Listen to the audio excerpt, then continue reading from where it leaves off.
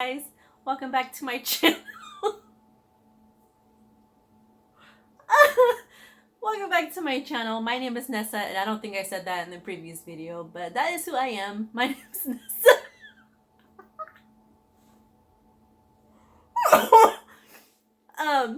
If you're wondering why I'm laughing, I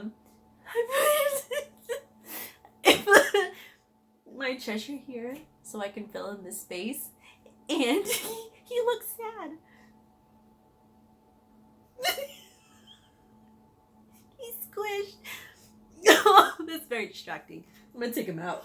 That's just sad. He's in there like, oh God, help me. Sorry, I'm making my camera go out of focus. Okay, focus. Focus on me. Focus. Okay, sorry. That was just really funny. I noticed that as I was gonna press the record button. That was hilarious. Okay, so now that I saved Cheshire, hello, and welcome back. No, that's not smoker's cough, if you're wondering. I have really bad asthma. So, you know it's a good laugh when you start to tear up. That was hilarious. That totally made my day. Okay, so today I have a couple stories from different people. They're not my stories today. Today I am going to tell Catie's story, and Catie is my man's cousin. She sent it to me today or yesterday? No. But she was so nice enough to share her story with me, so I'm going to tell it to you guys today. And then after that, I'm going to move on to my mama's stories. And she's got some good ones. So, Miss Catie said, okay, this is my most intense because it wasn't just sight/sound, it was physical. I was 18 in college and living up in my sorority house. I was in the basement with my then boyfriend, and we watched a movie. After the movie, he went to leave and said goodnight. I was tired, falling asleep on the couch, so he said he would show himself out. I heard him walk up the stairs, open the door, and then shut the door. Not a minute later, I felt his hand on my shoulder, so I was startled because I heard him leave. No one was there. I felt the heat and the pressure of a hand on my shoulder. The story was that a fraternity boy had hung himself in the basement like 75 years prior when his girlfriend in my sorority broke up with him. And I don't think she was in the sorority at the time. I think she just means like she was in the kind of sorority that she was in. There was always stories of how he haunted the basement, but I guess I thought it was an urban legend. Nope, I'm a firm believer he was there. So thank you so much, Catie, for sharing that with me. That actually brought back a memory of when I was actually touched by something that I couldn't see. So I know exactly how you feel, girl. That is some seriously freaky stuff. So that was Catie's story. Now moving on to my mama's. So back when my mom was pregnant with me, she lived in Oxnard with my grandma, her mom, her husband at the time, and my dad was living with them too. And my Uncle Nick, her little brother. So they were all living in this small apartment, and she said the first day that they moved in, she said that they were all unpacking and they were bringing in a whole bunch of boxes, and I'm sorry, I'm a big hair toucher. I've always been that way. So if that bothers you, I'm really sorry. But just let me know it bothers you guys so that way I'll stop doing it or try to make my hand stop. Anyways, she said that her job was to unbox everything and clean up and do what she could because, you know, she's pregnant. She can't lift anything heavy. So she said that they had left. And before they left, my grandma told my mom, make sure you lock up everything because this is a new neighborhood and we don't know anybody here. So she did. She locked up all the windows and the doors, and she made sure, you know, nobody was able to get in the house. So all the windows were shut. There was no way that any breeze could come in or anything could move on its own because there was no breeze, whatnot. That's basically what I'm trying to get at. There's no breeze to come in to move anything. So, and that does pertain to the story. So she said that she was there by herself with my Uncle Nick, and he was off doing something else. And she said she was in the kitchen, and the kitchen was like a U shape, so it didn't have any windows in it as it was. And then there was a door. There was a door, and then there was a living room. And in the living room there was one big window, and it was shut. So she was in there cleaning up, and she saw the kitchen cabinet that was above the stove. It opened, slammed open, like somebody grabbed the door, wham, whacked it open, and then it slowly started to shut. She said she was so freaked out by that, and that was the first day that she was there. It was like, okay, this is a good start. So she runs over to my Uncle Nick, who was 6 years old at the time, and she's like, hold me, and he's like, what is going on? So she has this big, enormous pregnant belly, and she's holding him and like rocking back and forth, like looking around and making sure there's nothing else that can be moving, or like watching everything.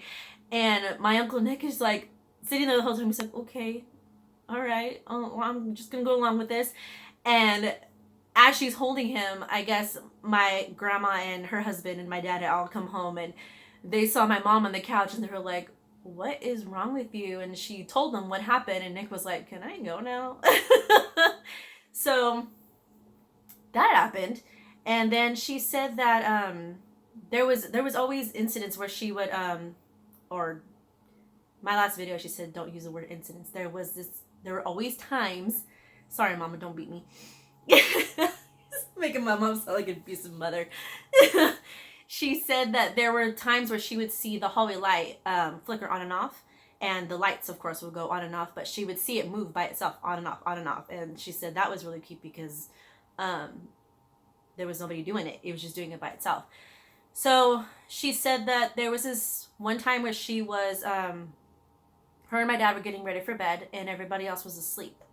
So she said that my dad was in the room, and he was making the bed, shaking out the sheets and whatnot. And she said that she went into the kitchen, and she didn't turn any lights on. She just, walked up, because it was a short walk from her bedroom to the kitchen. So she went over there and to get something to drink. And she said that she opened the refrigerator door, and that was the only light source. And she said that she heard shuffling as she was looking in the fridge, and then she felt somebody behind her, and she assumed it was my dad. And she said that she even felt somebody do this, like look over her shoulder. She could feel them right here. So she assumed, of course, it's my dad. So she was like, did you want something to drink too? And she didn't get a response. So she looks behind her, and there's nobody there.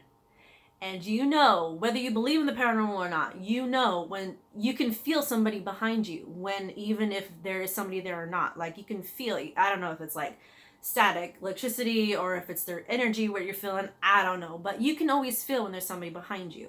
So she said that really freaked her out. So she runs over to her room, and she's like, and she asked my dad, she's like, did you just walk into the kitchen? And he's like, no, I'm making the bed. He's like, why? Did you see somebody in the kitchen? She's like, no. So she just goes to bed, doesn't go back in there by herself. So, and she was there by herself most of the time. My Uncle Nick went to school. Both my grandma and her husband worked, and my dad worked. So she was there most of the time by herself. And being so, she was like pretty much the caretaker of the place. So her job was to clean the bathrooms. So she would clean the main bathroom, and she would clean a bathroom in my grandma's room. And she said she always hated cleaning her mom's room because it felt heavy, and she always saw this plant that was hanging from my grandma's ceiling swing, and it would always move by itself, and she couldn't explain what the heck it was.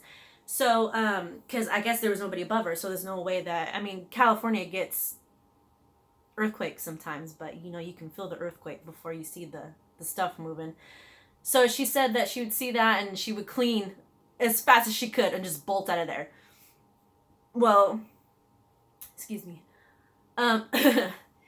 She said that there was this other time where she was in the living room, and it was her, my dad, my Uncle Nick, everybody was in the living room, and they were doing something. I don't remember if they were watching TV or what. But she said that they were all accounted for, so there was nobody else in the house with them or in the back room to have done this particular thing. my grandma had this really long dresser. Now it took up most of the wall, and there was the dresser, and then there was a wall, and then right in between, a little space between the dresser and the wall was a mirror, a really big mirror that was supposed to go on top of the dresser, and she put it up against the wall in between the dresser and the wall, and the head of the mirror, I guess, was up against the wall, and the bottom part was at a slant, so it can't move. So she never put it up for some reason. I guess it was just one of those I'll get to it when I can kind of things. So she said that they were all in the living room, and all of a sudden they heard a crash, a really loud crash. And they all assumed immediately somebody's trying to break into this place. So my dad and my grandma's husband, and he's not my grandpa, so if you guys are like, don't you mean your grandma or your grandpa? No, my mom's dad passed away when she was little, like a toddler. So it was my grandma's husband at the time. So they both get up and they run over to the room to see what it was, because they're the men and they have to protect everybody. So they go in there, and what they see is that the mirror went from being like this to this, and there was glass everywhere, and there was glass even on top of the dresser, like somebody had just grabbed the top of it and went bam right up against the dresser. And she said, I mean, even if it just moved by some miracle, the mirror moved from like this to this, I don't know how it would do it by itself, but if it just moved, it would just be cracked. It would just, like a little, maybe like a little scratch or a little dent. But it looked like somebody grabbed it and just was pissed off at this mirror and just bam, just smashed it, and there was glass everywhere. And I guess after that, the day after that had happened, my grandma asked my mom, has anything weird happened in this place that you've seen or that you've heard? My mom was like, oh, let me tell you.